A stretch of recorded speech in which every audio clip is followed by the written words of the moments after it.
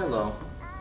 Are you joining me for my video? Alright, I guess this is how we're filming because Looney really wants attention right now. But last time I updated YouTube on my injury situation, I basically just said that I have some adductor pain and that I'm worried about it. And that was really all I said.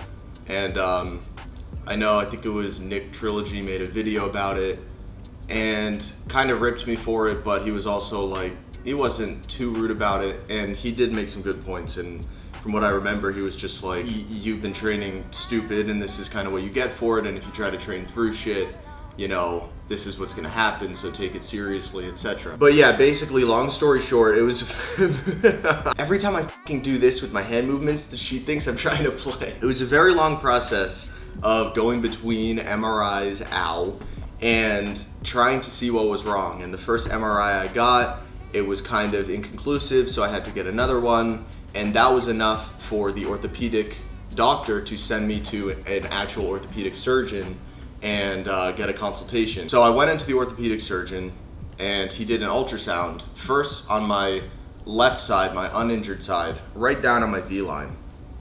And he was showing me the screen as he was doing it, and then he's like, all right, now do an ab crunch. So I did a crunch, and he said, okay, notice how everything's moving the way that it should. Then he went over to my right side and he did the same ultrasound. And when I was laying flat, relaxed, everything looked somewhat fine. I don't really know how to read an ultrasound screen, but everything looked pretty normal. And then he said, okay, now crunch. And when I crunched, the way I've described it is, have you guys ever seen one of those stress balls where it's like a mesh of it's like a net with a bunch of holes in it, and when you squeeze it, the balls come through the net? That's what it looked like as I crunched up. There was like this little pocket where this like bubble was created. And the way he explained it is basically, so I got my V-line here, and he said the muscle is attached here, and it's attached here, but it's not attached in the middle. So when I crunch, that muscle has nothing to pull against because it's not attached anymore, so it just pulls together like a curtain. And when that happens, the underlying fat fills in that gap, and that's what you're seeing when you crunch up on the ultrasound, is the underlying fat filling in the space that the muscle tear creates. So he wanted to get another ultrasound done, a very high resolution one this time, just to make sure his suspicions were exactly confirmed. And yeah, long story short, I have a chronic tear of the adductor longus, which I'm not sure if it's a partial tear or a full tear. I think it's just a partial tear, but it still needs surgery to be resolved. It doesn't really matter whether it's partial or full, because regardless, I need surgery. That's the whole point of this video. It is the lower oblique and the adductor. They both attach onto the pubic bone. Even though it seems like two separate injuries, it's actually just one. What will happen to people, it's called a sports hernia, is they will either tear their oblique first or their adductor first, and that will create an imbalance in the pubic bone, which then quickly leads to a tear in the other muscle. So if you tear your oblique first, it throws your pubic bone out of whack, and then you can usually tear your adductor. So in my case, the adductor tore first. Anyway, what the surgeon needs to do is he needs to go in, he needs to make an 8 centimeter incision parallel with my V-line, so the scar is not really gonna be too visible because it's gonna blend in with my V-line and it's gonna be covered up by posing trunks. Anyway, he needs to sew back together the oblique that is, curtain shading. He needs to sew that back together, and then through the hole, through the incision that he created, he needs to reach down into my leg, grab my adductor, pull it back up, and basically drill it back into my pubic bone, which I don't even fucking like talking about this, obviously, but it really is, I don't know, it just skeeves me out, because thinking about that happening to my body is just kind of crazy. So in the last video, the one called Where I've Been, I uploaded it a few months ago. I talked about just how worried I was with surgery and the idea of it. And yeah, when it was confirmed that I needed surgery, it was kind of just like, my heart sank a little bit, but I kind of knew it was coming. I've never had surgery before, I've never been put under, so the idea of it is just a little bit freaky to me. But that is what's going on with me. I have surgery early or mid next month, and the recovery time for upper body is 3 weeks, which isn't too bad. For lower body, it's gonna be 8 to 12 weeks, which really isn't too bad considering they have to literally drill my muscle back into my bone. And I'm gonna be doing PT that whole time, so I'm not going to rush this process. Before Nick makes another video on me telling me not to rush this process, I'm not fucking going to. I have dealt with too many injuries at this point that have put me out for a long time, and you know, once upon a time I used to just be able to like train through this shit, but eventually that caught up to me.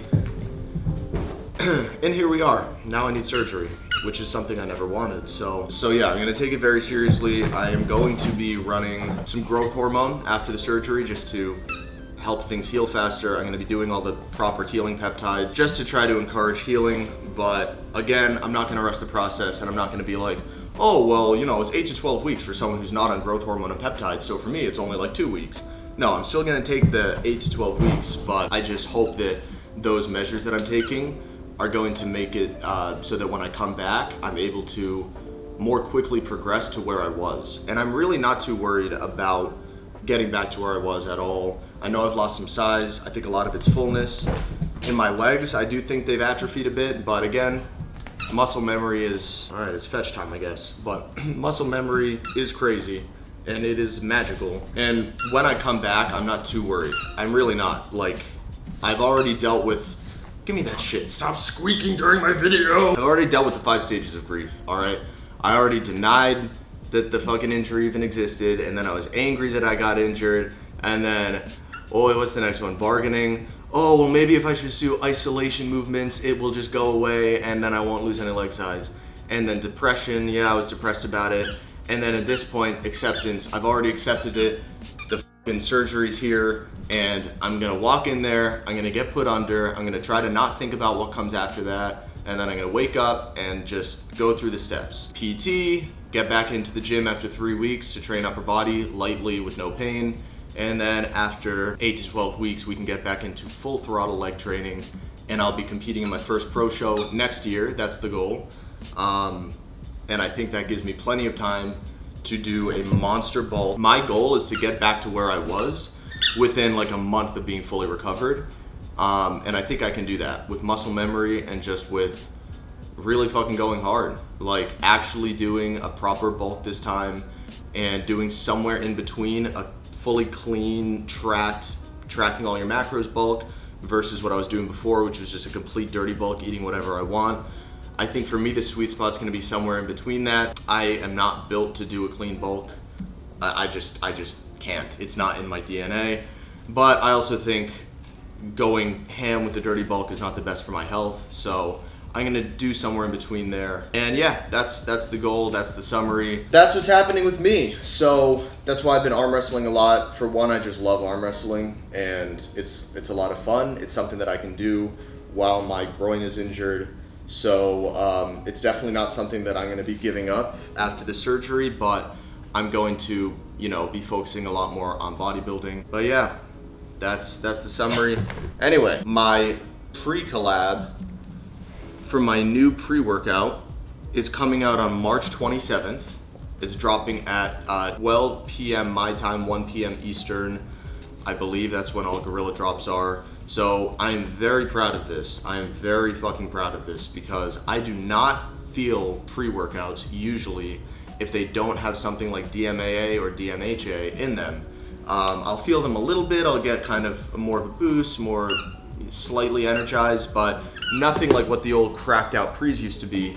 And this actually makes me feel stimmed.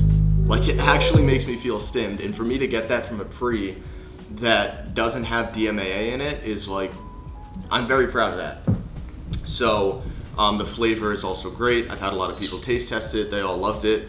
So yeah, if you guys want to support me on that, you can use code JAM. I'll be getting an extra boost with people using my code since it's my product or my collab. So if you want to support me, you can use my code. If you've never used code JAM or if you use other people's codes, this would be the time to use mine if you watch my content because I will be getting a boost from it. So I would really appreciate it. But yeah, that's that. Any pertinent links will be in the description of this video. And bang! Bang! It's good! James Wins the game at the buzzer!